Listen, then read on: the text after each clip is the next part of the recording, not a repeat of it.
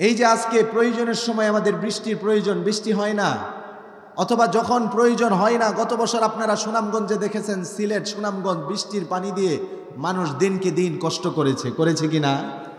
যখন বৃষ্টির প্রয়োজন বৃষ্টি হয় না, যখন বৃষ্টির প্রয়োজন না তখন অতিবৃষ্টি হওয়া, এটা কি রহমত না আল্লাহর পক্ষ থেকে গজব? জোরে বলেন, রহমত না গজব? এটার কারণ কি? কারণ হলো একমাত্র আমরা বিমা কাসাবাত আইদিন নাস, মানুষের হাতের কামাইয়ের কারণে এগুলো হয়।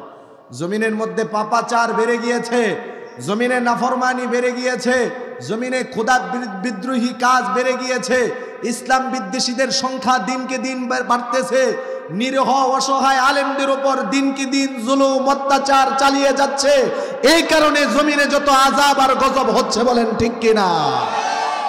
আজকে যদি আমরা পাপাচারের রাস্তা বন্ধ করে দেই, আজকে যদি আমরা নাফরমানি বন্ধ করে দেই, আজকের থেকে যদি আমরা সবাই তওবা করে আমরা যদি আল্লাহর পথে, রাসূলের দেখানো পথে চলে আসি, কোরআন হাদিস অনুযায়ী যদি জিন্দেগি পরিচালনা করি, আর সমস্ত ক্ষমতাশীল ব্যক্তিরা যে এখান থেকেই আছে সব ধরনের জুলুম অত্যাচার নির্যাতন যদি বন্ধ করে দেয়, অসহায় নিরহ আলেমদেরকে যদি মুক্ত মনে মুক্ত আকাশে ছেড়ে দেওয়া হয়, আমি আল্লাহর আশাবাদী হয়ে বলতে পারি তাদের চোখের পানি জমিনে পড়বে, আল্লাহ জমিনবাসীর জন্য এটা রহমত আর বরকত বানাবে, ঠিক কিনা? কেননা ভাইরা আমার, মুরব্বী বাবারা আমার, সূচনাতেই একটা ঘটনার কথা মনে পড়ে গেল। মানুষের গুনাহের কারণে আল্লাহ রহমতের বৃষ্টি দেন না, বরকতের বৃষ্টি দেন না। মুসা আলাইহিস সালাতু ওয়াস সালামের জমানার সময় লোকেরা এসে আবেদন করল। এখানে আপনারা যারা আছেন অনেকেই এই ব্যাপারে জানেন, নবী মুসা আলাইহিস সালাতু ওয়াস সালাম বনি ইসরাইলের জালিলুল কদর নবী ছিলেন, শ্রেষ্ঠ নবী ছিলেন।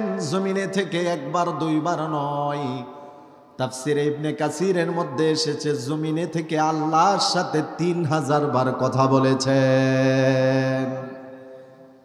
ওনার উম্মতের লোকেরা এসে আবেদন করল, পয়গম্বর মুসা, বৃষ্টি না হওয়ার কারণে আমরা বড় কষ্টে দিন অতিক্রম করতেছি, বৃষ্টি না হওয়ার কারণে আমাদের ফসল ফলাদির মধ্যে কোনো তারাক্কি হচ্ছে না, বৃষ্টি না হওয়ার কারণে আমাদের গবাদি পশুগুলো অনেক কষ্টে দিন কাটাচ্ছে। আপনি একটু আল্লাহর কাছে দোয়া করেন, আল্লাহ যেন আমাদেরকে রহমতের বৃষ্টি দ্বারা ভরপুর করে দেয়। মুসা আলাইহিস সালাতু ওয়াস সালাম কওমকে সাথে নিয়ে আল্লাহর কাছে ফরিয়াদ করে দোয়া করেন, আল্লাহ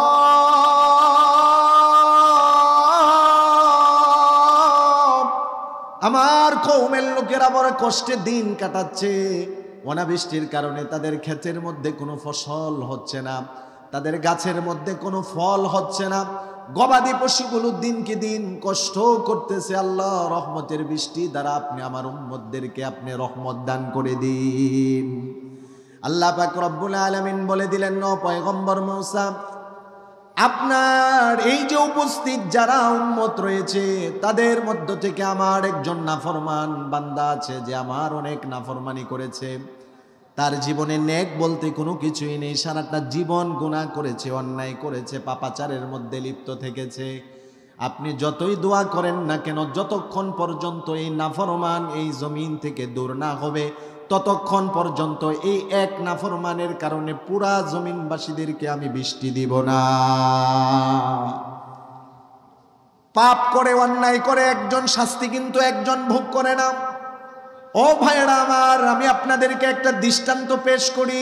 আজকে থেকে অনেক বছর আগে, 4-5 বছর আগে আমি দৃষ্টান্ত দিব। অনেক বছর আগের দৃষ্টান্ত দেওয়ার দরকার নেই। আজ থেকে 5-6 বছর আগে যেই ফসল, যেই ক্ষেতের মধ্যে 1 কাঠা জমিনের মধ্যে 5 মণ 6 মণ দান হতো, এখন খোঁজ নিয়ে দেখবেন ওই একই জমিন পরিমাণও এক, কিন্তু দান হচ্ছে 3 থেকে 4 মণ। বলেন ঠিক কিনা? আপনার বাড়ির কাছে যেই ফল গাছটা ছিল, ওই ফল গাছের মধ্যে, আম গাছের মধ্যে আমের মৌসুমে অনেক অসংখ্য গণিত আম আসতো, নিজে খেতেন, পরিবার পরিজনকে খাওয়াতেন, প্রতিবেশীদেরকে খাওয়াতেন, শেষ হতো না, বাজারে বিক্রিও করা হতো, ঠিক কিনা বলেন? ওই একই গাছের মধ্যে, আমার বাড়ির পাশে একই আম গাছ, একই কাঁঠাল গাছের মধ্যে এখন ফসল হয় না। এই যে একই আম গাছ, একই জাম গাছের মধ্যে ফল না হওয়া, একই জমিনের মধ্যে ফসল কম হওয়া, শুধুমাত্র তাই না, মহিলারা বাচ্চা জন্ম দেওয়ার পরে অধিকাংশ মহিলাদের গর্ভে দুধ না আসা, এর কারণ হলো জমিনের মধ্যে পাপাচারী, সুদখোর আর ঘুষখোরের সংখ্যা বেড়ে যাওয়া। যেই জমিনের মধ্যে সুদখোরের সংখ্যা বেড়ে যাবে, ঘুষখোরের সংখ্যা বেড়ে যাবে, দুর্নীতিবাজের সংখ্যা বেড়ে যাবে, সেই জমিনের বরকত যিনি উঠিয়ে নেবেন তিনি কে? এবার আপনারা দল মত নির্বিশেষে সত্যের পক্ষ হয়ে বলেন, দিনকে দিন সুদখোরের সংখ্যা কমতেছে না বাড়তেছে? ঘুষখোরের সংখ্যা কমতেছে না বাড়তেছে? দুর্নীতিবাজের সংখ্যা কমতেছে না বাড়তেছে? অন্যায় অনাচারীর সংখ্যা কমতেছে না বাড়তেছে? এই যে আপনার যে এলাকার মধ্যেই থাকেন না কেন, ওই এলাকার একজন অন্যায় করে কিন্তু শাস্তি একজন পায় না। এক অন্যায়কারীর কারণে একাধিক মানুষকে আল্লাহ তাআলা অনেক সময় শাস্তির সম্মুখীন করে দেন, ঠিক কিনা? সমাজের মধ্যে অন্যায় অনাচার কাজ হয়, আমরা কেউ বাধা দেই না। হাতে শক্তি থাকা সত্ত্বেও বাধা দেই না, মুখে শক্তি থাকা সত্ত্বেও বাধা দেই না, অন্তরে পর্যন্ত ঘৃণাটাও আমরা করি না। আমরা কিসের মুসলমান? ও আমার ভাইরা, মুরব্বী বাবারা আমার, নবীজি হাদিস শরীফের মধ্যে বলেন, মান রাআ মিনকুম মুনকারান ফালইয়ুগাইয়িরহু বিয়াদিহি। তোমাদের মধ্যে যখন তোমরা শরীয়ত বিরোধী, ইসলাম বিদ্বেষী কোনো কাজ দেখবে, যাদের ক্ষমতা আছে, শক্তি আছে, হাতের দ্বারা বাধা দিবে। আর যদি হাতের দ্বারা বাধা দেওয়ার ক্ষমতা না থাকে, ফাইল্লাম ইয়াস্তাতি ফাবিলিসানি, জবানের মাধ্যমে অন্যায় কাজের প্রতিবাদ করে তুলবে।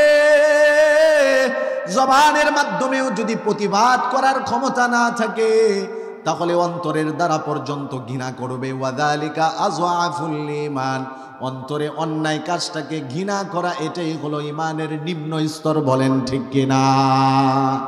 আজকে আমাদের দেশের মধ্যে মুসলমানের সংখ্যা অনেক বেশি, আমরা ঠিক আছে, এটা দাবি ঠিক।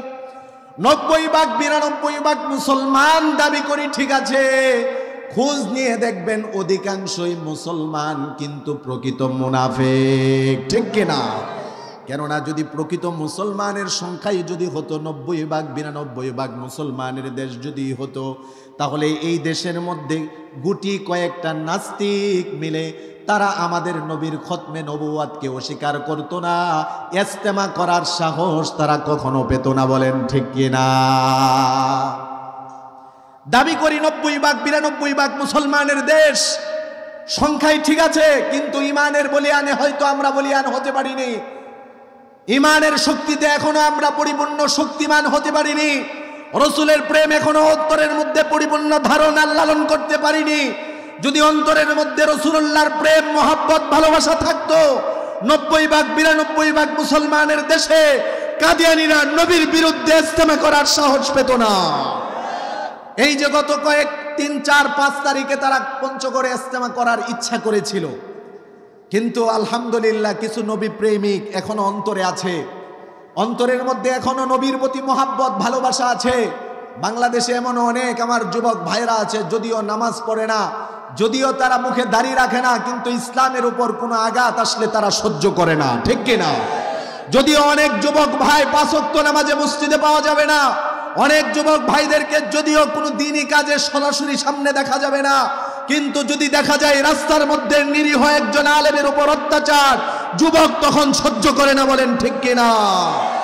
এই যে আমাদের পঞ্চগড়ে কাদিয়ানীরা ইজতেমা করার ইচ্ছা করেছিল, শহীদ কারা হয়েছে? সর্বপ্রথম শহীদ কোনো আলেম হয়নি, সর্বপ্রথম শহীদ কোনো মুফতি হয়নি, কোনো মুহাদ্দিস হয়নি, কোনো ইমাম হয়নি, কোনো খতিব হয়নি, কোনো বক্তা হয়নি। সর্বপ্রথম রসুলের প্রেম প্রকাশের জন্য কাদিয়ানীদের বিরুদ্ধে আন্দোলন করতে গিয়ে পুলিশের গুলিতে যার বুক জাজরা হয়েছিল, তিনিও ছিলেন সাধারণ একজন যুবক। বলেন ঠিক কিনা? এর দ্বারা কি বোঝা যায়? যুবকরা ইসলাম প্রিয়, নবী প্রিয়, কোরআন প্রিয়, ঠিক কিনা?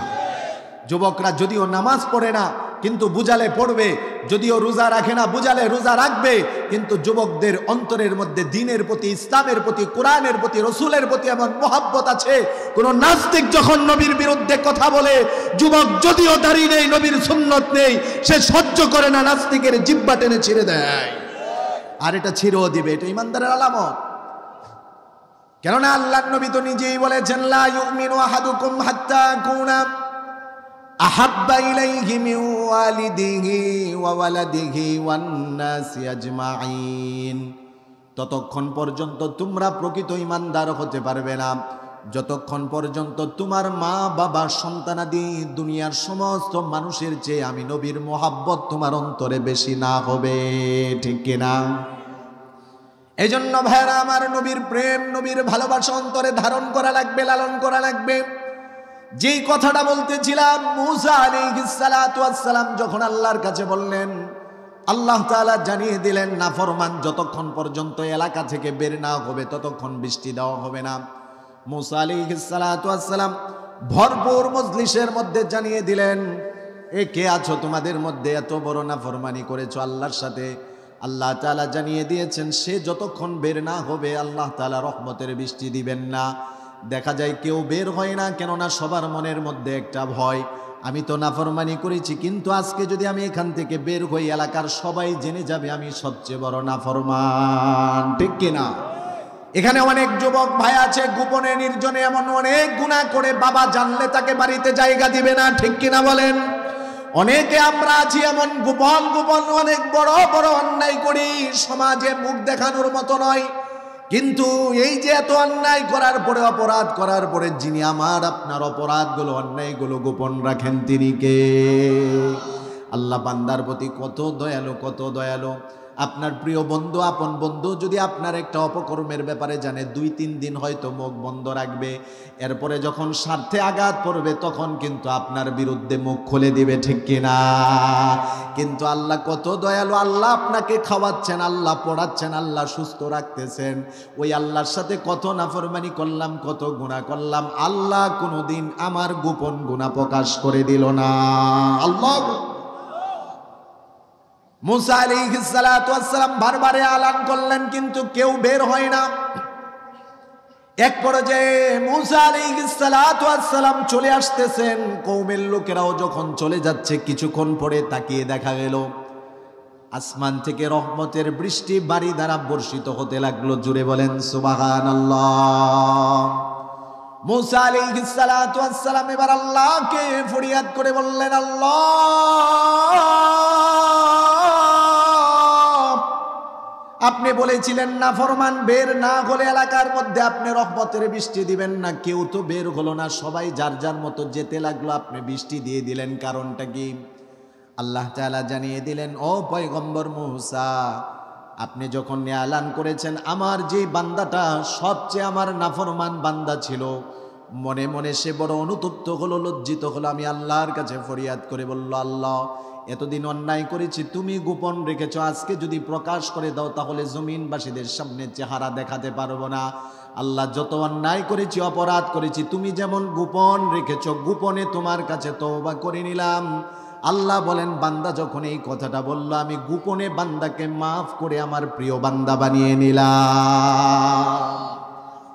এজন্য জমিনের মধ্যে যত পাপাচারী বাড়বে, যত নাফরমানি বাড়বে, আল্লাহর আযাব আর গজব আসবে। তুরস্কের মধ্যে ভূমিকম্প হলো, সিরিয়াতে ভূমিকম্প হলো, আমাদের দেশের যারা বিশেষজ্ঞ তারাও কিন্তু বলতেছে আমাদের দেশে ভূমিকম্প হওয়ার সম্ভাবনা আছে। এটা কি অসম্ভব? ভূমিকম্প হয় না, ভূমিদস্যু হয় না। কুড়িগ্রাম নীলফামারীতে দেখলাম 30-35টা বাড়ি এলাকাবাসীকে নিয়ে গড়বাড়ি একবারে নিচে দেবে গিয়েছে। এটাকে বলা হয় ভূমিদস্যু। চেহারা বিকৃত হবে, পানির বৃষ্টি হয়, পানির বৃষ্টি হবে না, পাথরের বৃষ্টি হবে। বাতাস আসে, বাতাসের মধ্যে শরীরের মধ্যে উষ্ণতা, আমরা শরীরের মধ্যে ঠান্ডা অনুভব করি, কিন্তু কিয়ামতের আগে এমন বাতাস আসবে যে বাতাসের মধ্যে লাল আগুন থাকবে। বলেন নাউজুবিল্লাহ। মনে করবে বাতাস, কিন্তু শরীরে এসে সব জ্বালিয়ে দিবে, পুড়িয়ে দিবে, ছারগার করে দিবে। এই ক্ষমতা কার? এজন্য রাত্রি যদিও গভীর হয়ে গেছে, 2-4টা কথা আমলি বলবো, শুনতে রাজি আছেন তো ইনশাল্লাহ? আসলে এখানে দোষটা আমি সব কিছু চিন্তা করে দেখলাম আমারই। তো আমার আগের থেকে আরো 2টা প্রোগ্রাম আজকে রাখা, এটা নিয়ে আমার এটা 3য় নাম্বার প্রোগ্রাম চলতেছে। তো আগের থেকে জবান দেওয়া, মাগরিবের পরে এক জায়গায় আলোচনা করলাম, তারপরে আমাদের যে আজকের প্রধান আলোচক ছিলেন যিনি আসার পরে আলোচনা করে চলে গেছেন স্কয়ার মাস্টার বাড়ি, আমি ওইখান থেকে আলোচনা করে হুজুরের আগে তারপরে এই যে এখানে আসলাম, যার কারণে শিডিউলে একটু উল্টাপাল্টা হয়ে গেছে। তো যদি আপনাদের একটু কষ্ট হয়েছে, দু চারটা কথা বলবো, থাকতে রাজি আছেন তো ইনশাল্লাহ? সামনে আমাদের রমজান মাস আসতেছে, রহমতের মাস, বরকতের মাস, নাজাতের মাস। এই রমজান মাসের জন্য এখনই প্রকৃত ইমানদার যারা, তারা কিন্তু অলরেডি প্রস্তুতি তো এখন নেওয়ার কথা না। প্রকৃত ইমানদার তারা রমজানের প্রস্তুতি রজব থেকেই নিয়ে দিবে, ঠিক কিনা বলেন? তারপরেও যদি আমাদের দু চারজনের ব্যস্ততা একটু বেশি থাকে, এখন আর প্রস্তুতি নেইনি এই কথা বলার কোনো সুযোগ নেই, ঠিক কিনা বলেন? কেননা বিশ্বনবী রাহমাতুল লিল আলামিন শাবানের চাঁদ নয়, রজবের চাঁদ পৃথিবীর আকাশে উদিত হওয়ার সাথে সাথেই তিনি দোয়া করতেন, আল্লাহুম্মা বারিক লানা ফি রজব ওয়া শাবান ওয়া বাল্লিগনা রমাজান। রজবের চাঁদ পৃথিবীর আকাশে উদিত হওয়ার সাথে সাথে আল্লাহর নবী দোয়া করে বলতেন, আল্লাহ রজব শাবানে বরকত দান করেন, রমজান পর্যন্ত এই বরকতের ধারাবাহিকতা অব্যাহত রাখেন, বলেন আমিন। ভাইরা আমার, মুরব্বী বাবারা আমার, একটা বড়ই রহমতের মাস, নাজাতের মাস, মাগফিরাতের মাস আমাদের সামনে আসতেছে। এই মাসটার সম্মানকে উপলক্ষ করে আল্লাহ পাক রব্বুল আলামিন এই মাসের সম্মানে সমস্ত জান্নাতের দরজা খুলে দেন। সুবহানাল্লাহ, আরো আসতে বলেন। সহিহ মুসলিমের বর্ণনা, হাদিসের সংখ্যা হলো 2475 নম্বর হাদিস। আল্লাহর নবী বলেন, ইদা জা রমাজান, রমজানের চাঁদ পৃথিবীর আকাশে যখন উদিত হয়, ফুত্তিহাত আবওয়াবুল জান্নাহ, আল্লাহ পাক রব্বুল আলামিন জান্নাতের সব দরজাগুলো উন্মোচন করে দেন। ওয়া গুল্লিকাত আবওয়াবুন নার, জাহান্নামের সব দরজাগুলোকে আল্লাহ বন্ধ করে দেন। শুধুমাত্র তাই না, ওয়া সুফিদাতিশ শায়াতিন, শয়তানকে আল্লাহ শিকলে আবদ্ধ করে দেন। জুড়ে বলেন সুবহানাল্লাহ। শয়তান এই মাসে বন্দী থাকে, এই কারণে বান্দা চাইলে এই মাসে এমন অনেক নেক আমল করতে পারে যেটা অন্য মাসে করার সুযোগ থাকে না, ঠিক কিনা বলেন? ভাইরা আমার, মুরব্বী বাবারা আমার, এই মাসটা হলো তাকওয়া অর্জনের মাস। একটা মাস রোজা রাখার মাধ্যমে বান্দা মুত্তাকি হবে, তাকওয়া অর্জন করতে পারবে। এই ব্যাপারে আল্লাহ তাআলা সূরা বাকারার 183 নম্বর আয়াতে আল্লাহ তাআলা বলেন, ইয়া আইয়ুহাল্লাযীনা আমানু কুতিবা আলাইকুমুস সিয়ামু কামা কুতিবা আলাল্লাযীনা মিন ক্বাবলিকুম লাআল্লাকুম তাত্তাকুন। আল্লাহ তাআলা বলেন, হে ইমানদারেরা, আমি আল্লাহ তাআলা তোমাদের উপর রোজাকে ফরজ করেছি, যেমন তোমাদের পূর্ববর্তী ব্যক্তিদের উপর, উম্মতের উপর ফরজ করেছিলাম। এই রোজাটা আমি আল্লাহ তাআলা কেন ফরজ করেছিলাম? লাআল্লাকুম তাত্তাকুন, যাতে করে তোমরা মুত্তাকি হতে পারো। জোরে বলেন সুবহানাল্লাহ। ভাইরা আমার, মুরব্বী বাবারা আমার, আমরা অনেকে মনে করি টাকাওয়ালা হলেই হয়তো আমি সম্মানিত হয়ে গেলাম, ক্ষমতাওয়ালা হলেই হয়তো আমি সম্মানিত হয়ে গেলাম, সুঠাম দেহের অধিকারী হলেই হয়তো আমি বড় সম্মানিত হয়ে গেলাম। দুনিয়াতে অনেকভাবে আমরা নিজেকে সাকসেসফুল মনে করি, অনেকভাবে আমরা সফল কাম মনে করি। সরকারি একটা চাকরি করব, মনের মধ্যে অনেক দিন ধরে চিন্তা ভাবনা, সুদ ঘুষ দিয়ে হলেও অনেক দিন পরে একটা সরকারি চাকরি পেয়েছি, মনে করি আমি সফল কাম। এমন আছে কি নাই? দুর্নীতি করে, গরিবের হক নষ্ট করে, এলাকার মধ্যে টাকার পাহাড় গড়িয়ে নেয় আর মনে করে সে সফল কাম, ঠিক কিনা?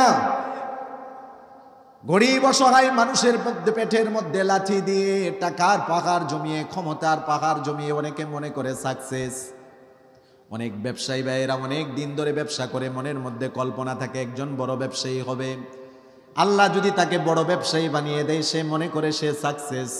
কিন্তু মনে রাখতে হবে, বড় ব্যবসায়ী হলে, বড় ক্ষমতাশীল ব্যক্তি হলে, টাকা পয়সা ধন সম্পদের মালিক হলে সফলতা নয়, বরং প্রকৃত সফলতা হলো যে দুনিয়ার কিছুই পেল না, আল্লাহকে পেয়ে গেল, সেই বান্দাই সবচেয়ে বড় সফল, ঠিক কিনা? রমজানের একটা মাস যদি রোজা রাখেন, আল্লাহ আপনার বান্দা, আপনি আল্লাহর বান্দা আছেন কিন্তু বন্ধ হতে পারবেন। সুবহানাল্লাহ বলেন। একটা মাস রমজানের রোজা রাখার দ্বারা বান্দা অন্তরের মধ্যে তাকওয়া আনবে, তাকওয়া। আর যে বান্দার অন্তরের মধ্যে তাকওয়া থাকবে, আল্লাহ বলেন, ইন্না আকরামাকুম ইনদাল্লাহি আতকাকুম, আমি আল্লাহর কাছে তোমাদের মধ্যে সবচেয়ে সম্মানিত হলো সে। আল্লাহ কিন্তু এই আয়াতের মধ্যে এটা বলেনি যার ধন সম্পদ বেশি সে আমার কাছে প্রিয়, যার ক্ষমতা বেশি সে আমার কাছে প্রিয়, যার চেহারা যত বেশি সুন্দর সে আমার কাছে প্রিয়, যার এলেম যত বেশি সে আমার কাছে প্রিয়, এটা নয়। আল্লাহ বলেন তোমাদের মধ্যে যার অন্তরে তাকওয়া বেশি, আমি আল্লাহর ভয় বেশি, সে আমার কাছে প্রিয়। সুবহানাল্লাহ। এই কারণেই তো দেখা যায় হযরতে বেলাল হাবশী রাদিয়াল্লাহু তাআলা আনহু টাকা পয়সা ধন দৌলত কিছুই ছিল না, একেবারেই তিনি গরিব ছিলেন। মদিনার জমিনের মধ্যে সবচেয়ে গরিব সাহাবী ছিলেন হযরতে বেলাল রাদিয়াল্লাহু তাআলা আনহু। টাকা পয়সা নেই, তার কি কখনো ক্ষমতার চিন্তা করা সম্ভব? যার টাকা নেই সে কি কখনো নেতৃত্বের চিন্তা করতে পারবে? হযরতে বেলালের তো টাকাই ছিল না, ক্ষমতা কোথা থেকে থাকবে? চেহারাটা হয়তো অনেক সুন্দর ছিল, না না, উল্লেখ করার মতো কোনো চেহারা ছিল না, একেবারেই কুচকুচে কালো ছিল, গোলামের ঘরের গোলাম ছিলেন। উল্লেখ করার মতো সমাজের মধ্যে কোনো সম্মান পাওয়ার মতো তার মধ্যে কিছুই ছিল না। কিন্তু একটা মূল্যবান সম্পদ অর্জন করে নিয়েছিল হযরতে বেলাল। অন্তরটা আল্লাহর ভয় তাকওয়া দিয়ে ভরপুর ছিল, যার কারণে যদিও দুনিয়ার কিছুই ছিল না, হযরতে বেলালের তাকওয়া অন্তরে থাকার কারণে আল্লাহর কাছে এত মর্যাদা বেড়ে গিয়েছে। হারতো জমিনে কিন্তু আওয়াজ শোনা যেত জান্নাতে। সুবহানাল্লাহ। সহিহ বুখারীর বর্ণনা, বুখারীর হাদিস, হাদিসের সংখ্যা হলো 1469 নাম্বার হাদিস। নবী করিম সাল্লাল্লাহু আলাইহি ওয়াসাল্লাম মেরাজে গেলেন। মেরাজ থেকে আসার পরে ফজরের আযান দেওয়ার জন্য যখন হযরতে বেলাল মসজিদে আসলেন, নবীজি ডাক দিয়ে বললেন, ইয়া বেলাল হাদ্দিসনি বিআরজা আমালিন আমিলতাহু ফিল ইসলাম। ও বেলাল, কি আমল করে আমাকে একটু জানাও। ফাইন্নী সামিতু দাফানা আলাইকা বাইনা ইয়াদাইয়া ফিল জান্নাহ। বুখারীর বর্ণনা, নবীজি হযরতে বেলালকে বলেন, বেলাল গতকাল রজনীতে আমি মেরাজে গিয়েছিলাম, জান্নাত ভ্রমণ করেছি, জান্নাতে তোমার পায়ের আওয়াজ আমি শুনতে পেয়েছি। জুড়ে বলেন সুবহানাল্লাহ। উল্লেখ করার মতো কোনো কিছু ছিল না, না চেহারা ছিল, না ধন সম্পদ ছিল, না বংশ পরিচয় ছিল, কিছুই না। কিন্তু হযরতে বেলালের মর্যাদা কত বেড়ে গিয়েছে চিন্তা করেন। হাঁটতো জমিনে, এই জুতার আওয়াজ শোনা যেত জান্নাতে। সুবহানাল্লাহ। নবীজি এটা বলার পরে হযরতে বেলাল রাদিয়াল্লাহু তাআলা আনহু আবেগে আপ্লুত হয়ে চোখের পানি ছেড়ে দিয়ে বলল, ইয়া রাসূলুল্লাহ, ওগো নবীজি, উল্লেখ করার মতো আমি বেলালের জীবনের মধ্যে এমন কোনো আমল নেই, তবে আমার জীবনে নিয়মিত একটা আমল আছে। হযরতে বেলাল বলেন, আন্নী লাম আতাতাহহার তুহুরান ইল্লা ফি সাআতি লাইলিন আও নাহারিন। দিনের বেলা রাত্রিবেলা যখনই আমার ইস্তেনজার প্রয়োজন হয়, ইস্তেনজা করে আমি সাথে সাথে ওযু করে নেই। আর ওযু করার পরে 2 রাকাত তাহিয়াতুল ওযু নফল নামাজ আমি নিয়মিত আদায় করে নেই। সুবহানাল্লাহ। এবার আপনারা বলেন, আমি যে বললাম 2-4টা হয়তো আমলের কথা আসতে পারে, এই যে ওযু করা, যখনই ওযুর প্রয়োজন ওযু করে নেওয়া, ওযু করার পরে 2 রাকাত তাহিয়াতুল ওযু নামাজ আদায় করা, এটা কি কোনো কঠিন আমল না সহজ আমল? সবাই বলে নাই। যুবকদের ভাইদের কাছে কি কঠিন আমল এটা? যখনই আমার ওই ওযুর প্রয়োজন আমি ওযু করি, ওযু করার পরে আমি 2 রাকাত বা 4 রাকাত নফল নামাজ আদায় করি, তাহলে আমার মর্যাদাও যিনি বাড়িয়ে দিবেন তিনি কে? হযরতে বেলাল রাদিয়াল্লাহু তাআলা আনহুকে আল্লাহর নবী বললেন, বেলাল আমলটা তুমি ছেড়ে দিও না, আমলটা ছেড়ে দিও না। বান্দা ওযু করার পরে 2 রাকাত বা 4 রাকাত তাহিয়াতুল ওযু পড়ার কারণে বান্দার মর্যাদায় শুধু বেড়ে যাবে তাই নয়। নবীজি আর এক হাদিসের মধ্যে বলেন, সহিহ মুসলিমের বর্ণনা, হাদিসের সংখ্যা হলো 576 নাম্বার হাদিস। রাসূল বলেন, মা মিন মুসলিমিন ইয়াতাওয়াদ্দাউ ফায়ুহসিনু ওযুআহু সুম্মা ইয়াকুমু ফায়ুসাল্লি রাকাতাইন ইল্লা ওয়াজাবাত লাহুল জান্নাহ। নবীজি বলেন, যেই মুসলমান ওযু করার পরে সুন্দর করে ওযু করবে, ওযু করার পরে দাঁড়িয়ে 2 রাকাত তাহিয়াতুল ওযু নামাজ আদায় করবে, আল্লাহ ওই মুসলমানের জন্য জান্নাত ওয়াজিব করে দিবেন। সুবহানাল্লাহ। তাহলে বুখারীর 1469 নাম্বার হাদিসের দ্বারা জানতে পারলাম হযরতে বেলালের মর্যাদা, জান্নাতে ওনার পায়ের আওয়াজ শোনা যায়। সহিহ মুসলিমের 576 নাম্বার হাদিসের বর্ণনার দ্বারা জানতে পারলাম ওযু করার পরে উত্তম রূপে ওযু করার পরে 2 রাকাত তাহিয়াতুল ওযু নামাজ আদায় করলে জান্নাত আল্লাহ ওয়াজিব করে দেন। সুবহান। এই হাদিসের বর্ণনাকারী রাবী হলেন হযরতে উকবা ইবনে আমির রাদিয়াল্লাহু তাআলা আনহু। উকবা ইবনে আমির রাদিয়াল্লাহু তাআলা আনহু যখন এই হাদিসটা শুনতে পেলেন তখন তিনি বলতে লাগলেন, মা জুয়াদাহা, দেখি কতই না চমৎকার হাদিস। তিনি বললেন, ওনার সামনে থেকে হযরতে ওমর রাদিয়াল্লাহু তাআলা আনহু বললেন, ও উকবা, তুমি তো বিশ্ব নবীর দরবারে মাত্র এসেছো, তুমি আসার আগে নবীজি আর একটা হাদিস বলেছেন, যেই হাদিসটা এই হাদিস থেকে আরো বড় চমৎকার। সুবহান।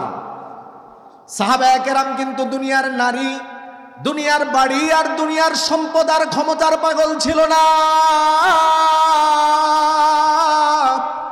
আমরা তো যেখানে টাকার ঘ্রাণ পাই সেখানেই অনেকে ছুটে যায়, ঠিক কিনা? হালাল হারামের কোনো তোয়াক্কা নেই, সুদ ঘুষের কোনো তোয়াক্কা নেই। টাকা পাওয়া হলো আমার কথা, কেননা আমি দুনিয়ার পাগল, ঠিক কিনা? সাহাবায়ে কেরাম দুনিয়ার পাগল ছিল না, নেতৃত্বের পাগল ছিল না, ক্ষমতার পাগল ছিল না, কোনো নারীর পাগল ছিল না, তারা ছিল আল্লাহ আর আল্লাহর রসুলের পাগল। বলেন ঠিক কিনা? হযরতে উকবা ইবনে আমির যখন শুনলেন উনি আসার আগে বিশ্বনবী আরেকটা হাদিস বলেছেন, যেটা এই হাদিস থেকে আরো চমৎকার, উকবা ইবনে আমির এবার ডাক দিয়ে বললেন, ভাই ওমর, নবীজি আমি আসার আগে কোন হাদিসটা বলেছেন?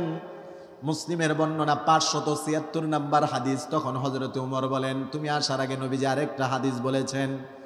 হাদিসটা হলো, মা মিন মুসলিমিন ইয়াতাওয়াদ্দাউ ফায়ুসবিগুল ওযুআ, যেই মুসলমান সুন্দর করে ওযু করার পরে সুম্মা ইয়াকুমু, দাঁড়াবে, দাঁড়িয়ে যে বলবে আশহাদু আল্লা ইলাহা ইল্লাল্লাহু ওয়া আশহাদু আন্না মুহাম্মাদান আবদুহু ওয়া রাসূলুহু, কালিমায়ে শাহাদাত ওযু করার পরে দাঁড়িয়ে যে বান্দা বান্দিয়া পাঠ করবে, আদায় করবে, নবীজি বলেন, ইল্লা ফুতিহাত লাহু আবওয়াবুল জান্নাতিস সামানিয়া, আল্লাহ তার জন্য জান্নাতের 8টা দরজা খুলে দিবে। এবার বলেন, যখনই আমাদের ওযুর দরকার হবে ওযু করে নিব ইনশাআল্লাহ। ওযু করার পরে 2 রাকাত হলেও তাহিয়াতুল ওযু নামাজ আদায় করব ইনশাআল্লাহ। আর ওযু করার পরে দাঁড়িয়ে কালিমায়ে শাহাদাত পড়তে পারবো না ইনশাআল্লাহ?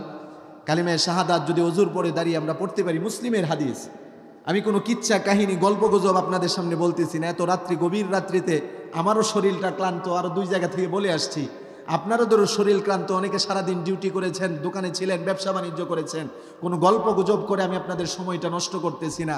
আমি হাদিসের 2-4টা আমলের কথা বলতেছি। আল্লাহ আমাদের সবাইকে আমল করার তৌফিক দান করুন। যেই কথাটা বলতেছিলাম, ভাইরা আমার, মুরব্বী বাবারা আমার, রমজানের রোজা রাখার দ্বারা আমরা মুত্তাকি হতে পারবো। বান্দাদের উপর আল্লাহ তাআলা যত বিধি বিধান ফরজ করেছেন, ব্যাপকভাবে যে বিধানগুলো আমাদের উপর ফরজ হয় তার মধ্যে একটা হলো নামাজ, ঠিক কিনা বলেন? ব্যাপকভাবে যে বিধানগুলো আমাদের উপর ফরজ তার মধ্যে একটা হলো রমজানের রোজা। হজ কিন্তু সবার উপর ফরজ নয়, যাকাত কিন্তু সবার উপর ফরজ নয়। হজ আর যাকাত ফরজের জন্য শর্ত আছে, যার মধ্যে শর্ত পাওয়া যাবে তার উপরই ফরজ হবে, ঠিক কিনা? কষ্ট হচ্ছে আপনাদের? শেষ করে মোনাজাত করে দেই? হ্যাঁ, কিছুক্ষণ চলবে তাই ইনশাল্লাহ।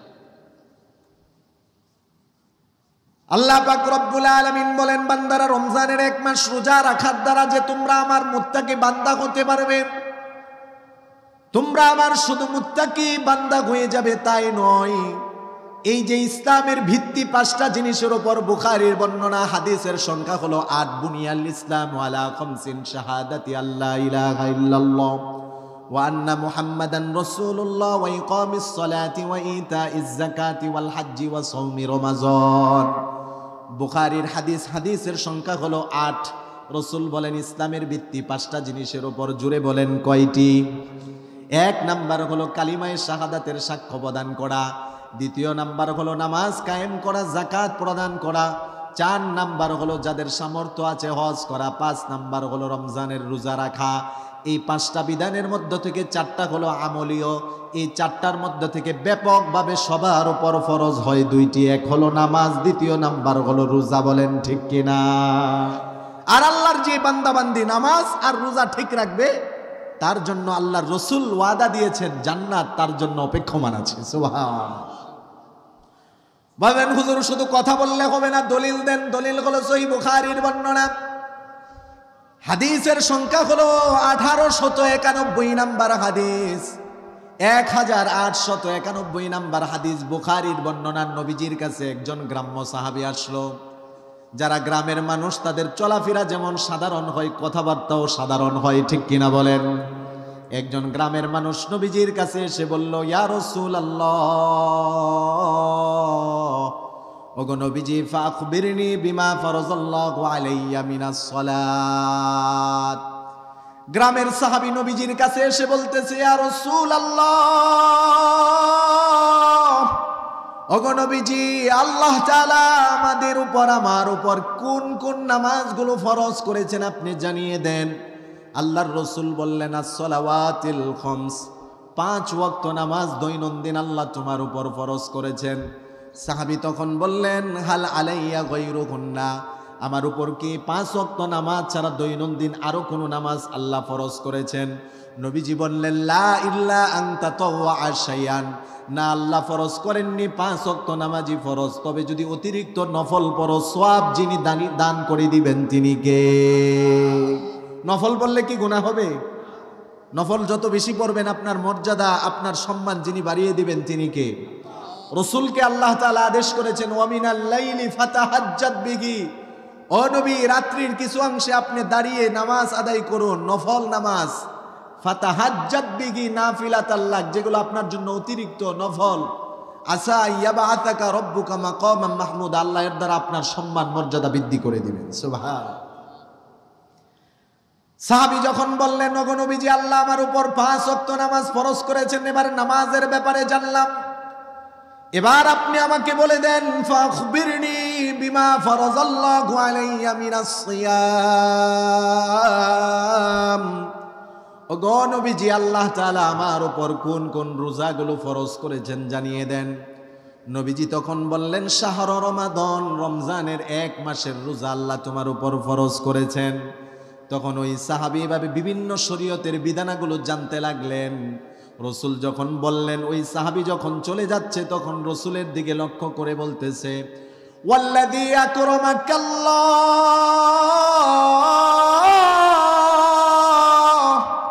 ওগো নবীজি, ওই আল্লাহর নামের শপথ করে বলি যে আল্লাহ আপনাকে এত সম্মানিত করেছেন, ওই আল্লাহর নামের শপথ করে বলি 5 ওয়াক্ত নামাজ যে আল্লাহ আমার উপর ফরজ করেছেন, রমজানের 1 মাসের রোজা যে আল্লাহ ফরজ করেছেন, এগুলো আমি যথাযথ আদায় করব। লা আতাতাওয়াউ শাইআন ওয়ালা আনকুসু মিনহু শাইআন, কোনো কিছু কমাবো না, কোনো কিছু বাড়াবো না। সাহাবী যখন এই কথাটা বলে বলে যায়, রাসূল তখন সাহাবায়ে কেরামকে বলেন, ও সাহাবীরা, তোমাদের মধ্যে যদি কেউ জান্নাতি মানুষ দেখতে চাও, আমার সাহাবীকে দেখো। সুবহান। রাসূল বলেন, আফলাহা ইন সাদাকা, এই লোকটা যা বলেছে যদি সত্যই আসলে তা করে, 5 ওয়াক্ত নামাজ পড়ে, রমজানের 1 মাস রোজা রাখে, সে সফল কাম। সুবহানাল্লাহ। আও দাখালাল জান্নাহ, সে জান্নাতে চলে যাবে, আর কিছুই লাগবে না তার। শুধুমাত্র তাই না ভাইরা আমার, মুরব্বী বাবারা আমার, আল্লাহর কাছে মর্যাদা অর্জনের মাস আসতেছে আমাদের। এই যে রমজান মাসের রোজা রাখবো, রোজাদারের মর্যাদা আল্লাহর কাছে কত বেশি, কত বেশি। সহিহ বুখারীর বর্ণনা, হাদিসের সংখ্যা হলো 1894 নাম্বার হাদিস। আল্লাহর নবী বলেন, ও আমার উম্মতেরা, ওয়াল্লাযী নাফসি বিয়াদিহি,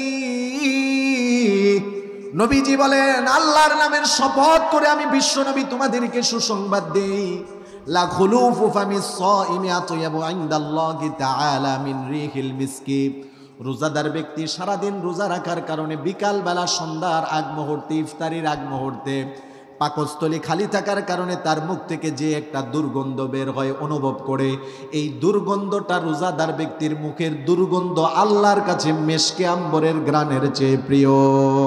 সুবহানাল্লাহ। বুখারীর বর্ণনা, 1894 নম্বর হাদিস এটা। রাসূল বলেন, লা খুলুফু ফামিস সাইমি আতয়াবু ইনদাল্লাহি মিন রিহিল মিস্ক, আল্লাহ তাআলার কাছে রোজাদার ব্যক্তির মুখের যে একটা ঘ্রাণ, গন্ধ বের হয়, গন্ধ এটা মিশকে আম্বরের ঘ্রাণের চেয়ে প্রিয়। সুবহানাল্লাহ। এই হাদিসের পরের অংশের মধ্যে আল্লাহর নবী বলেন, হাদিসে কুদসি আল্লাহ তাআলা বলেন, না সাওমুলি, ও বান্দারা, তোমরা জেনে রাখো আমি আল্লাহর জন্য তোমরা রোজা রাখতেছো, ওয়া আনা আজজিবি, আমি আল্লাহ নিজে এটার পুরস্কার দান করে দিব। সমস্ত আমলের প্রতিদান আল্লাহ ফেরেশতাদের মাধ্যমে দিবেন, কিন্তু রোজার ব্যাপারে আল্লাহ বলেন আমি নিজে এটার প্রতিদান দিব। আরেক বর্ণনায় ওয়া আনা উজাজাবি, আমি আল্লাহ নিজে এর প্রতিদান। সুবহানাল্লাহ। এই জন্য ভাইরা আমার, মুরব্বী বাবারা আমার, মর্যাদা কত বেড়ে যাবে, কত বেড়ে যাবে আমি বলতে গেলে অনেক সময়ের দরকার। বুখারীর বর্ণনায় এসেছে, হাদিসের সংখ্যা হলো 1896 নাম্বার হাদিস। আল্লাহর রসুল বলেন জান্নাতে অনেকগুলো দরজা আছে, একটা দরজার নাম হলো রাইয়ান।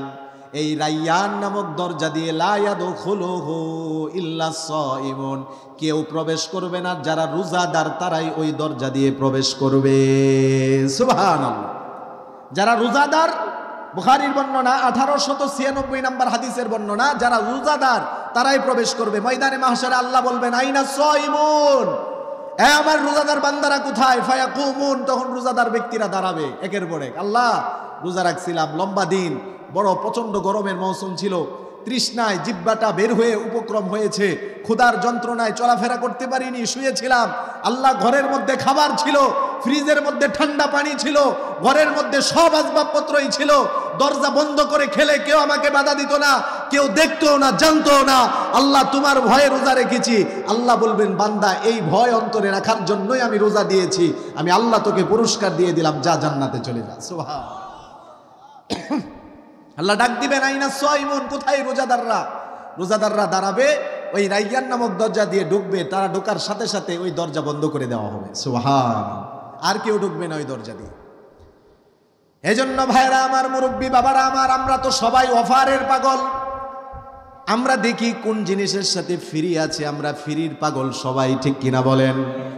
বাঙালি এমন ফ্রির পাগল, আলকাতরাও যদি ফ্রিতে পায়, আমরা আগে ছোট কাল থেকে জানি বাঙালি নতুন লুঙ্গি নষ্ট করেও ফ্রিতে আলকাতরা নেই, ঠিক কিনা?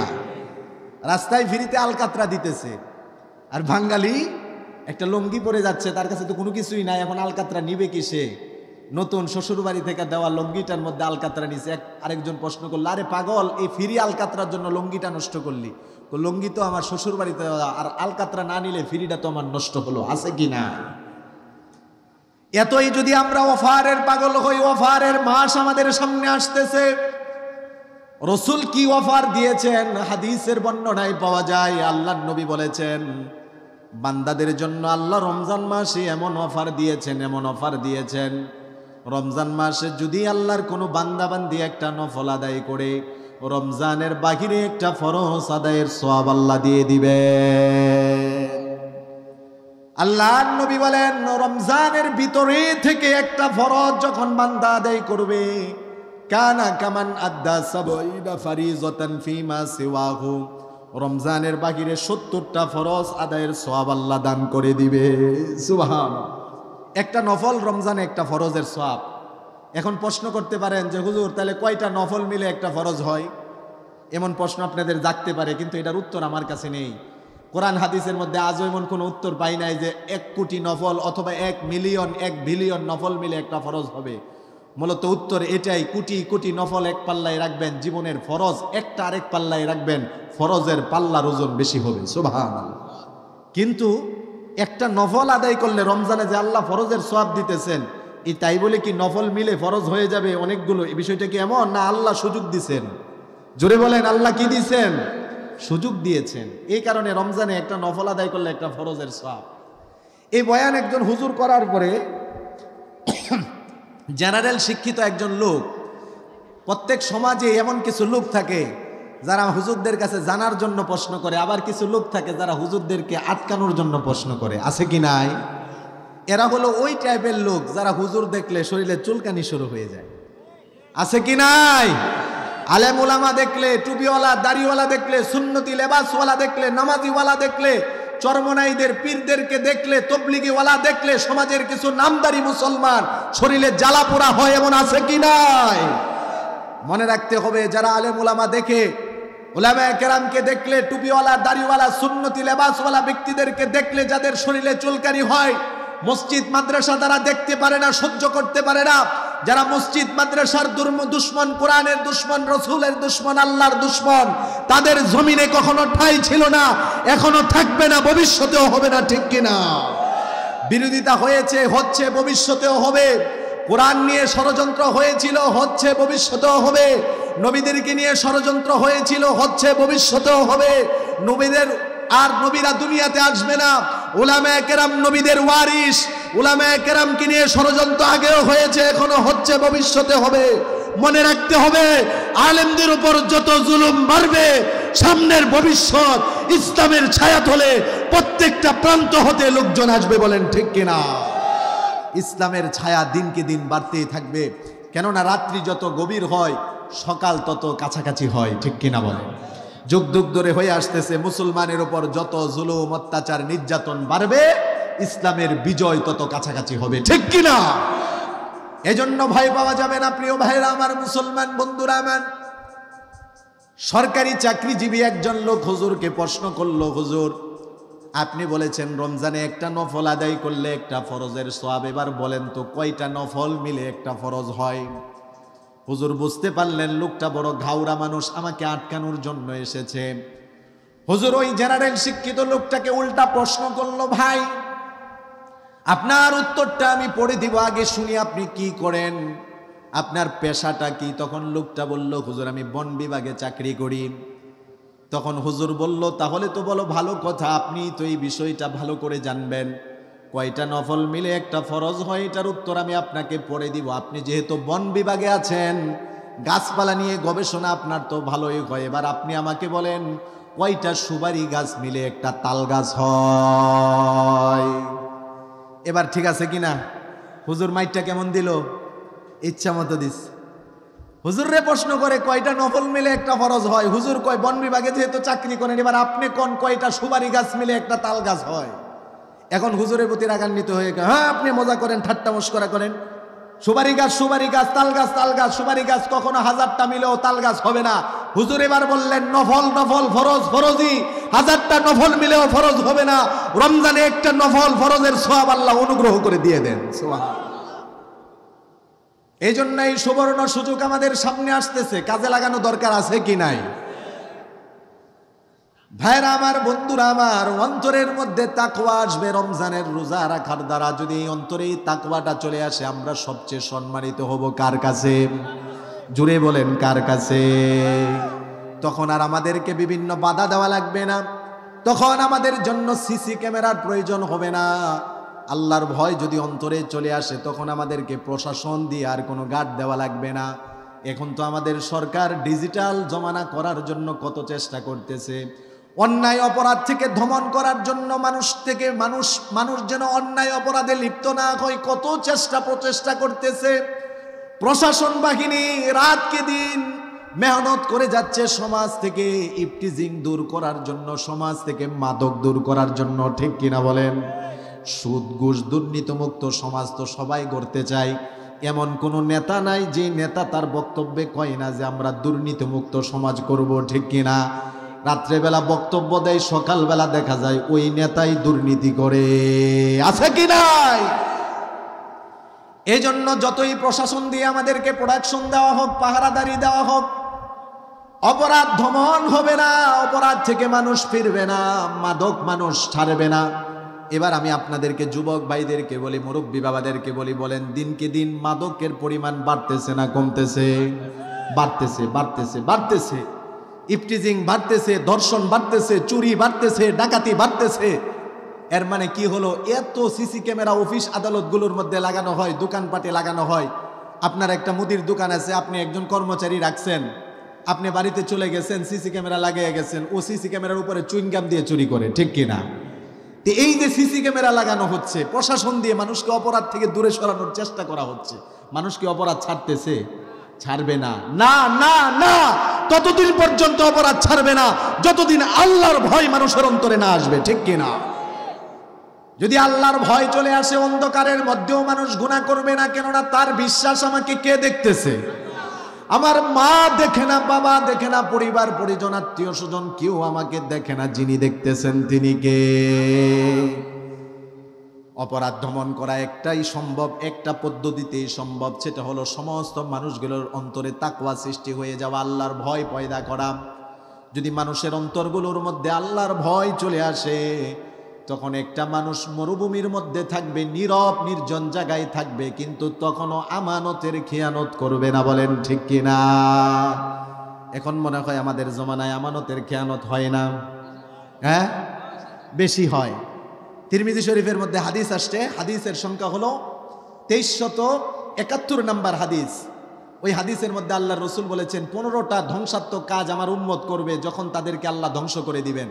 তোর মধ্যে একটা হলো ওয়াল আমানাতু মাগনামান, আমানত মানুষ নিজের ব্যক্তিগত সম্পদ মনে করবে, জনগণের কাছে দেওয়ার জন্য সরকার থেকে কিছু মাল দেওয়া হবে, গরিব অসহায় মানুষকে চাল দেওয়া হবে, তেল দেওয়া হবে, তাদেরকে ডাল দেওয়া হবে, কিন্তু সমাজের কিছু কুলাঙ্গার পাতি নেতা এগুলো চুরি করবে। ঠিক কিনা? করোনার মধ্যে মনে হয় এগুলো হয় নাই? হ্যাঁ, খাটের নিচে তেলের খনি বাসছে, হয়েছে কিনা? পুকুরের মধ্যে চাউলের বস্তা পর্যন্ত ফেলে দেওয়া হয়েছে। গরিব অসহায়দের সম্পদ যারা মেরে খায়, তারা কি আমানত বজায় রাখতেছে, হেফাজত করতেছে না নষ্ট করতেছে? এ কারণে যদি একটা মানুষের অন্তরের মধ্যে আল্লাহর ভয় চলে আসে, তখন সে আর আমানতের খেয়ানত করবে না। ভাই, আমানতের খেয়ানতটা এখন আমাদের প্রায় সব লোকের মধ্যেই চলে আসছে। এগুলো মুসলমানদের গুণ হতে পারে না, এগুলো তো মুনাফিকের আলামত। বলেন নাউযুবিল্লাহ। রসুল বলেন আয়াতুল মুনাফিকি সালাসুন, মুনাফিকের আলামত হলো 3টা। ইদা হাদ্দাসা কাযাবা, মুনাফিক যখন কথা বলে মিথ্যা বলে। দুঃখজনক হলে এটাই সত্য কথা, বর্তমানে অধিকাংশ মুসলমান যখনই কথা বলে মিথ্যা বলে। বলেন ঠিক কিনা? নাই নাকি? হ্যাঁ, কথা বললে মিথ্যা বলে। আর মিথ্যা বলার একটা গোডাউন হলো বর্তমানে মোবাইলটা। ঠিক কিনা বলেন? আছে সেই গাজীপুর, কই এই যে এমসির কাছাকাছি আছে, এমসি বলে এই যে ময়মনসিংহের কাছাকাছি। এরকম হাজারো শত শত মিথ্যা ভান্ডার হলো বর্তমানে মোবাইল। ঠিক কিনা বলেন? মুসলমান ভাইরা আমার, এগুলো মুসলমানের গুণ নয়, এগুলো মুনাফিকের আলামত। ইদা হাদ্দাসা কাযাবা, মুনাফিক যখন কথা বলে মিথ্যা বলে। 2 নাম্বার মুনাফিকের আলামত হলো ওয়া ইদা তুমিনা খানা, মুনাফিকের কাছে আমানত রাখলে সে খেয়ানত করে। অতএব যাদেরকে দেখা যায় তারা মুসলমান নাম লাগিয়েছে, অথচ মানুষের আমানতের খেয়ানত করে, ওরা মুসলমান নয়, ওরা মুনাফিক। বলেন ঠিক কিনা? ওয়া ইদা খাসামা ফাফাজার, ঝগড়া করলে গালিগালাজ করে, এটাও হলো মুনাফিকের একটা আলামত। তো যাই হোক, যে কথাটা বলতেছিলাম, মানুষের অন্তরে যদি আল্লাহর ভয় চলে আসে, নীরব নির্জনে থেকেও তখন সে গুনাহ করবে না, সুদ ঘুষ তখন সে নিবে না, দুর্নীতি করবে না। কার ভয়ে? এখন তো মানুষ সুদ ঘুষটাকে, এটাকে মানুষ এটার একটা আনন্দের বিষয় বানায় নিছে, এবং এটা বড় গর্ববোধ করে বলে। এক লোক তার মেয়ের বিবাহের জন্য কার্ড নিয়ে আসছে দাওয়াত দিতে। বিবাহের কার্ড আছে না? হুজুর, এই যে আমার মেয়ের বিবাহ, আপনি যাবেন আমার মেয়ের বিবাহের মধ্যে, এই যে আপনাকে একটা কার্ড দিলাম। ঠিক আছে, মেয়ের বিবাহ তো কি করে? আপনার মেয়ে যে ছেলের কাছে বিবাহ দিচ্ছেন, সেই ছেলে কি করে? বাবা, মেয়ের বাবা বড় গর্ববোধ করে বলতেছে, ছেলে হুজুর সরকারি চাকরিজীবী, বেতন একটু কম হলেও আলগা কিছু ইনকাম আছে। কি ইনকাম আছে? আলগা ইনকাম আছে। আমি বললাম আলগা ইনকাম কি? পরে কইতেছে যে হুজুর উফুরি ইনকাম। এটাও তো আমার বুঝে আসলো না, উফুরি ইনকাম কি? প্রথম কয় আলগা ইনকাম, সরকারি চাকরি করলেও বেতন যদিও কম কিন্তু আলগা কিছু ইনকাম। পরে কয় উফুরি ইনকাম। পরে বুঝলাম যে উফুরি ইনকাম বলতে যেটা তলে হয়, নিচের ইনকাম, সেটাই উফুরি ইনকাম। ঠিক কিনা? সুদ ঘুষ দুর্নীতি করে এটাকে আবার বড় গর্ববোধ করে বলে আমার জামাই সরকারি চাকরি করে, আলগা ইনকাম করে, উফুরি ইনকাম করে, ডান বাম করে। আরে কপাল পোড়া, তোমার কপাল পড়ে গিয়েছে, একটা দিনদার ছেলের কাছে মেয়েকে দিতে পারোনি। ঠিক কিনা? এটা তো গর্ববোধের কিছুই নেই। মেয়ের জামাই সুদ ঘুষ দুর্নীতির মধ্যে লিপ্ত আছে, এটা কি কোনো বাবার জন্য গর্বের বিষয় হতে পারে? আবার গর্ব করে বলতেছে হুজুর কাবিন কত জানেন কি? কত? 10 লাখ টাকা। আচ্ছা ঠিক আছে, আমাদের দেশের কাবিন তো এখন ফ্যাশন হয়ে গেছে, শুধুমাত্র ধরে রাখবে, দেওয়ার কোনো নামগন্ধ নেই। এমনও বাবারা আছে, প্রশ্ন করলাম যে এত কাবিন ধরেন কেন, কি দরকার, ছেলে দিবে কত? হুজুর দেখ আর না দেখ, ভবিষ্যতে আমার মেয়েকে যদি ছেড়ে দেয়, মেয়ের একটা ভবিষ্যৎ আছে না? চিন্তা করেন, যে বাবা এখনো মেয়ের বিয়ে দিল না, সে বিয়ে দেওয়ার আগে কল্পনা করে আমার মেয়েকে যদি ছাইরা দেয়, মেয়ের একটা ভবিষ্যৎ আছে না, এই জন্য কাবিন বাড়াইয়া ধরি। আচ্ছা বলেন, কাবিন কি কখনো বিবাহ টিকিয়ে রাখে? জোরে বলেন, রাখে? কত এরকম কোটি কোটি টাকার কাবিন হইল, কই 1 মাস 2 মাস পরে তো দেখি বিচ্ছেদ হয় কি না। কোটি কোটি টাকার মালিক, তারপরেও দেখা যায় পরস্পর বিচ্ছেদ। অনেক সুন্দরী রূপবতী, তারপরেও দেখা যায় বিচ্ছেদ। এর দ্বারা বোঝা গেল টাকা বিবাহ আটকিয়ে রাখতে পারে না, সম্পদ বিবাহ আটকিয়ে রাখতে পারে না। এর দ্বারা বোঝা গেল যে শুধুমাত্র সুন্দর চেহারা হলেই বিবাহ এটা স্থায়ী হয় না এবং সংসারে সুখ হয় না, বরং সুখ দেওয়ার মালিককে। ওই বিশ্বাসটাই নাই। এখন বিশ্বাস হলো কাবিনের ওপর। এরকম হয়েছে, আমি মনে মনে বলেছিলাম এক মেয়ের বাবাকে যে আপনার মনে মনে যেহেতু এই ইচ্ছা যে মেয়েকে যদি সাইরা দেয়, আমার এখন তখন আমি একটা ভবিষ্যৎবাণী করলাম যে হতে পারে এরকম যে বাবার ইচ্ছাটাই হয়তো আল্লাহ পূরণ করবে। বেশি দিন লাগে নাই, 3 বছর, কয় বছর মেয়াদ। পরে শুনলাম ওই বাবাই এসে বলতেছে হুজুর কাজ তো হইল না। আল্লাহ সঠিকটা বুঝার তৌফিক দান করুন। এই জন্য ভাইরা আমার, মুরব্বী বাবারা আমার, অপরাধ এটা অপরাধ। অপরাধ করে কখনো গর্ববোধ করা যাবে না, ঠিক কিনা বলেন? অন্যায় সেটা অন্যায়, অন্যায় করে কখনো সেটা আবার গর্বের সাথে মানুষের কাছে প্রকাশ করা যাবে না। রসুল বলেন সেই ব্যক্তি সবচেয়ে বড় অপরাধী যে অপরাধ করে আবার মানুষের কাছে প্রকাশ করে। কেননা হতে পারে আল্লাহ তার অপরাধটা গোপন রেখেছিল, আল্লাহ মাফ করে দিব, এখন সে প্রকাশ করার কারণে আল্লাহ আর মাফ করবে না। বলেন নাউজুবিল্লাহ। অন্তরে তাকওয়া থাকলে মানুষ আর গুনাহ করে না। এর দৃষ্টান্ত আমি আপনাদেরকে দিতে চেয়েছিলাম।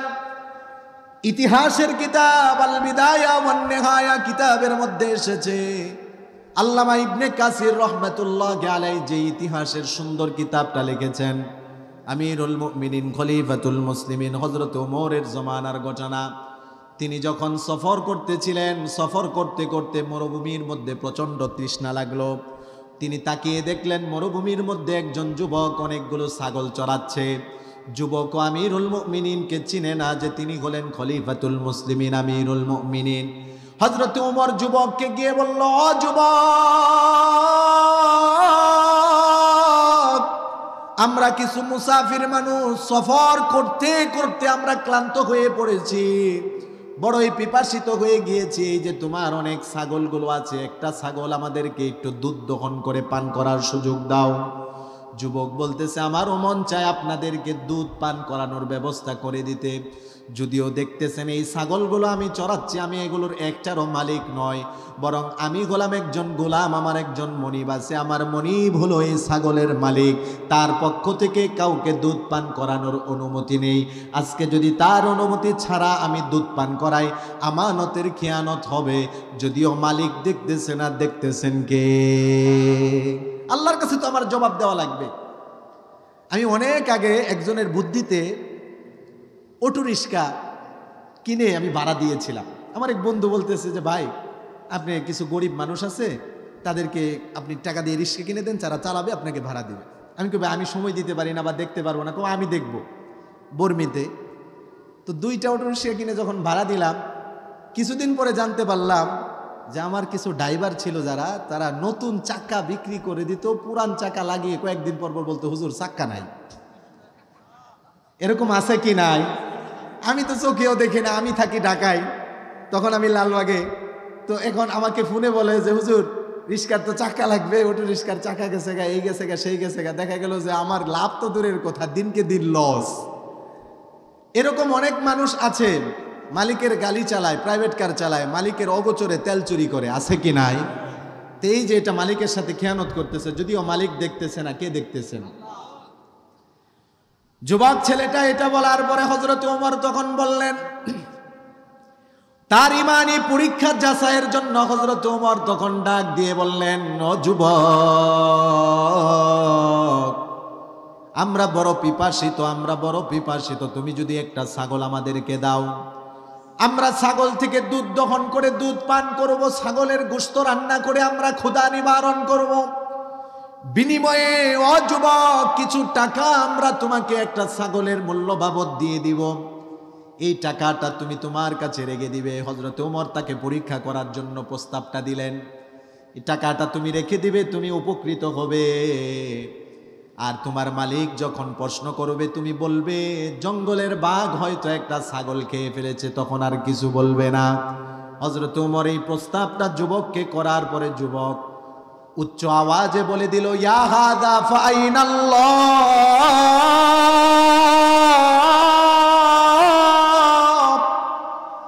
প্রস্তাব দেওয়ার পরে যুবক হযরত ওমরকে ডাক দিয়ে বলল, ওমর খলিফাতুল মুসলিমিন, আমিরুল মুমিনিন, যদিও আমি এটা করলে কিছু টাকা দুনিয়ার সম্পদ আমার অর্জন হবে, মালিক দেখবে না, মালিক জানবে না, কিন্তু এই যে দুর্নীতি করলাম এই সময় আমার আল্লাহ কোথায় থাকবেন? আল্লাহু আকবার। এটাকে বলা হয় তাকওয়া। তাকওয়া কেউ দেখে না, যিনি দেখেন তিনি কে? বিছানায় শুয়েছি, দরজা বন্ধ করে দিয়েছি, ও যুবক, মা দেখে না, বাবা দেখে না, আত্মীয় স্বজন কেউ দেখে না, বেগানা নারীর সাথে আমি চ্যাটিং করতেছি, কথা বলতেছি, কে দেখতেছি? আমি মোবাইলে খারাপ দৃশ্য দেখে চোখের জিনা করতেছি, হাতের জিনা করতেছি। মহিলা মাদ্রাসা, এই মাদ্রাসার উদ্যোগে আজকের এই মাহফিল, মাদ্রাসার জন্য প্রাণ খুলে আমরা সবাই দোয়া করব, এই মাদ্রাসাকে আল্লাহ তাআলা কিয়ামত পর্যন্ত কবুল করে নিক, সবাই বলি আমিন। হুজুর বলেছেন, মাওলানা আসাদুল্লাহ সাহেব হাফিজাহুল্লাহ, উনি সুন্দর করে বলেছেন, আমার খুব শ্রদ্ধেয়, আমার খুব কাছের এই মাদ্রাসার মুহতামিম সাহেব, খুব সুপরিচিত, আপনাদের খুব প্রিয় ব্যক্তি মাওলানা জালালউদ্দিন সাহেব হাফিজাহুল্লাহ, উনিও খুব অক্লান্ত পরিশ্রম করে যাচ্ছেন এই মাদ্রাসার জন্য। আপনারা এলাকাবাসী ওনার প্রতি খুব খুশি আছেন। যদি খুশি না থাকতেন তাহলে এই অল্প সময়ের মধ্যে এত সুন্দর আয়োজন হতো না, ঠিক কিনা বলেন? রাত বাজে কয়টা? একটার বেশি সময় হয়ে গেছে, তারপরও আপনারা এইভাবে বসে আছেন। এটা ওনার প্রতি এবং উলামায়ে কেরাম আলেমদের প্রতি, মাদ্রাসার প্রতি মহব্বত আছে, এটার আলামত, ঠিক কিনা বলেন? আমি আপনাদের কাছে উদারত আহ্বান করব, আশপাশের মাদ্রাসা আলহামদুলিল্লাহ দিনকে দিন অনেক মাদ্রাসা হচ্ছে, হোক, মাদ্রাসা যত বেশি হবে সমাজে যত আলো হবে তত অন্ধকার দূর হবে, ঠিক কিনা বলেন? উল্লেখযোগ্য প্রতিষ্ঠানের মধ্য থেকে ফাতেমাতুজ জোহরা জান্নাতুল বানাত, এটা একটা প্রতিষ্ঠান। পড়ালেখার দিক দিয়ে এবং বিতর্গত পরিবেশের দিক দিয়ে আলহামদুলিল্লাহ আমি যতটুকু জানি, আমি যতদিন পর্যন্ত আসা যাওয়া করতেছি, আলহামদুলিল্লাহ আমি ভালোটাই পেয়েছি। আমি আপনাদেরকে কোনো মিথ্যা আশ্বাস দিব না, আপনাদেরকে কোনো অযথা কথাও সান্ত্বনাও দিব না। আমি যা জানতে পেরেছি আমি সেটাই বলতেছি। আলহামদুলিল্লাহ সর্বদিক দিয়ে প্রতিষ্ঠান, পড়ালেখার দিক দিয়ে, আদব আখলাকের দিক দিয়ে এবং বিতর্গত পরিবেশের দিক দিয়ে আলহামদুলিল্লাহ অনেক মানসম্মত, ভালো, আরও ভালো হবে। হুজুর দাওরায়ে হাদিস খুলবে, দাওরায়ে হাদিস, এখানে হাদিস পড়া হবে, প্রত্যেকটা মুহূর্তে মুহূর্তে কলা কলা রাসূলুল্লাহ সাল্লাল্লাহু আলাইহি সাল্লাম পড়া হবে। এই আশাবাদী যে এই হাদিসের বরকতে পুরা এলাকা আল্লাহ তাআলা নূরে নূরান্বিত করে দিবে, এই পুরা এলাকার মধ্যে আল্লাহ তাআলা রহমত বরকত দ্বারা ভরপুর করে দিবে। কেননা নবীজির হাদিস যেখানে হবে সেখানে রহমত হবে, সেখানে গজব থাকবে না, ঠিক কিনা বলেন? এই জন্য এই মাদ্রাসার প্রতি সুনজর সবসময় সবার থাকবে তো ইনশাল্লাহ। সবচেয়ে বড় সুনজর আর সবচেয়ে বড় আপনাদের সাহায্য সহযোগিতা হলো আপনাদের মেয়েদেরকে দিয়ে, আপনার নাতিকে দিয়ে, আপনার ছোট্ট বংশের মধ্যে যে মেয়েরা আছে, যেহেতু মহিলা মাদ্রাসা, আপনার মেয়ে না হোক, আপনার নাতি, আপনার ভাতিজি, আপনার ছোট বোন যারাই আছে তাদেরকে মাদ্রাসায় দিয়ে আপনি সবচেয়ে বড় সাহায্য সহযোগিতা করবেন। রাজি আছেন তো ইনশাল্লাহ? ভাই, বর্তমান ফিতনার জমানা সম্পর্কে আপনাদেরকে বলার কোনো প্রয়োজন নেই। আপনারা জানেন যে বর্তমান জমানায় আমার কন্যা, আমার বোন, আমার মা, আমার ভাতিজি, আমার নাতি কতটা নিরাপদ, কতটা অনিরাপদ, এটা আমরা সবাই জানি, ঠিক কিনা বলেন? এবং মহিলাদের জন্য, মুসলমান মুমিনা মুসলিমা নারীদের জন্য অন্যতম ফরজ বিধানের মধ্যে একটা হলো পর্দা। এই যে এই পর্দাটা, এটা একটা স্কুল কলেজ পড়ুয়া মেয়ে এমনভাবে করতে পারবে না জিন্দিগিতেও, কোশ্চিনকালেও মহিলা মাদ্রাসার মেয়ে যেভাবে করে, ঠিক কিনা বলেন?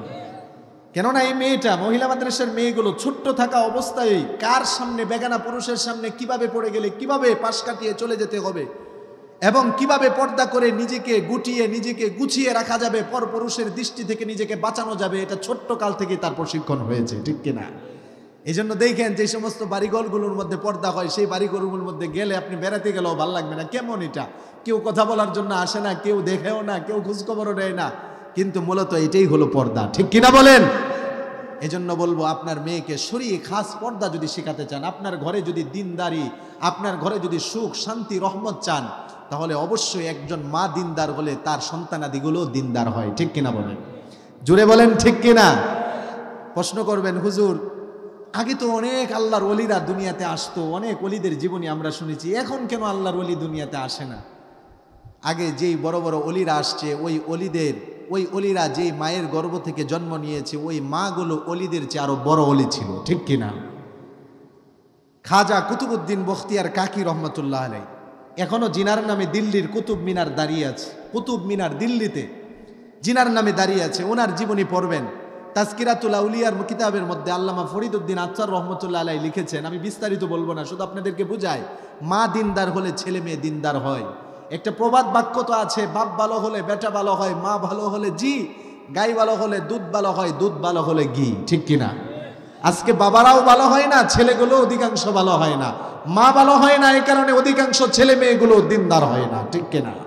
শুধুমাত্র বাবা মাদের অভিযোগ, হুজুর ছেলে মেয়ে কথা মানে না, আমাদের হক আদায় করে না। এখন যদি প্রশ্ন করা হয় বাবা মাকে, আপনি কি হকটা আপনি আদায় করেছেন ছেলে মেয়ের, তখন চুপ হয়ে যায়। মনে রাখবেন, যেই মা বাবা ছেলে মেয়েদের পূর্ণাঙ্গ হক আদায় করবে, সেই ছেলে মেয়ে মা বাবার হক আদায় করবে, ঠিক কিনা? কামা তাদিন তুদান, যেমন কর্ম তেমন ফল। তো খাজা কুতুবউদ্দিন বখতিয়ার কাকি রহমতুল্লাহ আলাই, ওনার জীবনীর মধ্যে এসেছে, ওনার যখন 6 বছর বয়স, মা দিনদার হলে ছেলে যে দিনদার হয়, 6 বছর বয়সে উনি ওনার ছেলেকে কুতুবউদ্দিনকে নিয়ে আসছে হুজুরের কাছে, নুরানি মক্তবের হুজুরের কাছে এসে বলতেছে, হুজুর আমার ছেলেটাকে আলেম বানাবো, আমার ছেলেটাকে এই প্রথম মাদ্রাসায় নুরানিতে নিয়ে আসলাম, আমার ছেলেটাকে আপনি প্রথম দিনের সবক পড়াইয়া দেন। হুজুর ছোট্ট কুতুবউদ্দিন বখতিয়ার কাকিকে পড়িয়ে দিল, বাবা পড়ো আউযু বিল্লাহি মিনাশ শাইতানির রাজিম, বিসমিল্লাহির রহমানির রহিম। বড়ই আশ্চর্যের বিষয়, হুজুর আউযু বিল্লাহ বলে দিল, বিসমিল্লাহ বলে দিল। ছোট্ট ছেলে 6 বছর বয়স, আউযু বিল্লাহ বিসমিল্লাহ পড়ে সূরা ফাতিহা পড়ে সূরা বাকারা শুরু করে দিল।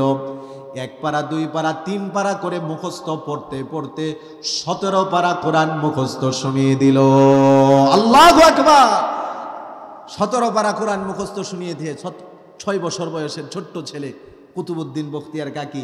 এই ঘটনা হওয়ার পরে হুজুর মার প্রতি রাগান্বিত হয়ে কয়, হুজুর মানুষ বলে মজা করতে আসছেন, বলতেছেন প্রথম দিন নিয়ে আসছেন, অথচ ছেলে 17 পারা কোরআনের হাফেজ, মুখস্থ শুনাইয়া দিতেছে, একের পর এক পটর পর পড়তেছে। তখন মা বলতেছে, হুজুর আল্লাহর কসম আপনার সাথে মজা করার জন্য আসিনি, আমার ছেলে 17 পারা কোরআনের হাফেজ আমিও জানি না। আল্লাহু আকবার! ছেলেকে প্রশ্ন করেন, হুজুর কিভাবে সে 17 পারার হাফেজ হলো, আমি মাও জানি না কিভাবে সে 17 পারা কোরআনের হাফেজ। ছেলেকে যখন প্রশ্ন করলো, ছেলে এবার বলল, মা 6 বছর বয়সে আমি প্রথম দিন মক্তবে এসে 17 পারা কোরআন হেফজ মুখস্থ শুনিয়ে দিয়েছি। ওগো মা, আল্লাহর কসম করে বলি, এতে আমি কুতুবউদ্দিন বখতিয়ারের কোনো কৃতিত্ব না, মা এই সম্পূর্ণ কৃতিত্ব হলো তোমার। সুবহানাল্লাহ! মা প্রশ্ন করলো, বাবারে আমি কিভাবে তোমাকে 17 পারা কোরআন মুখস্থ করালাম, কোনোদিন তো আমি তোমাকে পড়াইনি। ছোট্ট ছেলে মাকে বলল, মা যদিও সামনাসামনি বসে আমি তোমার ছাত্র হইনি, তুমি আমার উস্তাদ হওনি, কিন্তু মা যেই দিন থেকে আমি গর্বে তোমার আসলাম, যেই দিন থেকে আল্লাহ আমার মধ্যে প্রাণ দিল, যেই দিন থেকে আমি অনুভব করতে পারলাম, যেই দিন থেকে আমার মধ্যে প্রাণ আসছে, শুধু আমি সব সময় শুনেছি গো মা তোমার মুখ থেকে আল্লাহর কোরআন, যখনই তুমি সময় পেয়েছো তেলাওয়াত করেছো। দুঃখজনক হলে এটাই সত্য কথা, আমাদের জমানার মহিলাদের, অধিকাংশ মহিলাদের খোঁজখবর নিয়ে দেখলে দেখা যাবে, গর্ভে সন্তান আসলে কোরআন তেলাওয়াত তো দূরের কথা, আগে যদি টিভি 1 ঘন্টা দেখতো, আসার পরে 24 ঘন্টা দেখে। বলেন ঠিক কিনা? স্বামীকে বলে, আমার তো সময় কাটে না। কই কেন? চাকরি করতাম, তো এখন তো বাচ্চা আসছে, চাকরি করতে পারি না। তো সারাদিন বাড়িতে বসে থাকি, একটা টিভি আনো না, জি বাংলা আর স্টার জলসা দেখি, কারণ শুনে আসছে তো মানুষের কাছ থেকে। এজন্য টিভি যদি নাও আনে, কয়েকটা মোবাইল দাও, সারাদিন একা একা বসে থাকতে সময় ভালো লাগে না। তো বাচ্চা গর্ভে আসার পরে খাজা কুতুবউদ্দিন বখতিয়ার মা সব সময় কোরআন তেলাওয়াত করতো, এই জন্য বখতিয়ার হয়েছে, ঠিক কিনা বলেন? আর আমাদের জমানার মহিলারা কোরআন তেলাওয়াত করে না, জি বাংলা আর স্টার জলসা নিয়ে থাকে, এই কারণে আমাদের ঘর থেকে হিরো আলমের মতো ছেলে হয়, ঠিক কিনা? ওই যে হাইসা উল্টা পড়ে যেতেছে। কথা কি খারাপ বললাম রে ভাই? এজন্য বলবো ভাইরা আমার, মুরব্বী বাবারা আমার, আমাদের অধীনস্থ সন্তানাদি যারা আছে তাদেরকে দিন শিক্ষা দেওয়া আমাদের দায়িত্ব, ঠিক কিনা? খাজা কুতুবউদ্দিন ছোট্ট ছেলে মাকে বলতেছে, মা সেই দিন, যেই দিন থেকে আল্লাহ আমার মধ্যে প্রাণ দিয়েছে, সেই দিন থেকে আমি তোমার জবানে শুধু আল্লাহর কোরআন তেলাওয়াত শুনেছি। ওগো মা, শুধুমাত্র তাই না, জন্ম নেওয়ার পর আমি যখন তোমার মুখের দিকে তাকাতাম, দুধ পান করতাম, সব সময় দেখতাম তোমার ঠোঁটটা নড়াচড়া করে তুমি আল্লাহর তেলাওয়াত, কোরআন তেলাওয়াত করো। সুবহানাল্লাহ! এই কারণে সে দিনদার হয়েছে। মার গর্ভ থেকেই 17 পারা কোরআন পড়ে মুখস্থ করে তারপরে হয়েছে। এই জন্য একজন মা দিনদার হলে সমাজ দিনদার হবে, মা দিনদার হলে পরিবার দিনদার হবে, মা দিনদার হলে সবই ভালো হয়ে যাবে। ঠিক কিনা বলেন? আল্লাহ তাআলা আমাদের মেয়েদেরকে দিনদার বানানোর তৌফিক দান করুক, সবাই বলি আমিন। এই মাদ্রাসায় মেয়েদেরকে ভর্তি করিয়ে মেয়েদেরকে ভবিষ্যতে বড় মুত্তাকি পরহেজগার নারী হিসাবে গড়ে তোলার তৌফিক দান করুক। মাদ্রাসার সকল হাজত জরুরিয়াত আল্লাহ তাআলা পূরণ করে দিক, সবাই বলি আমিন।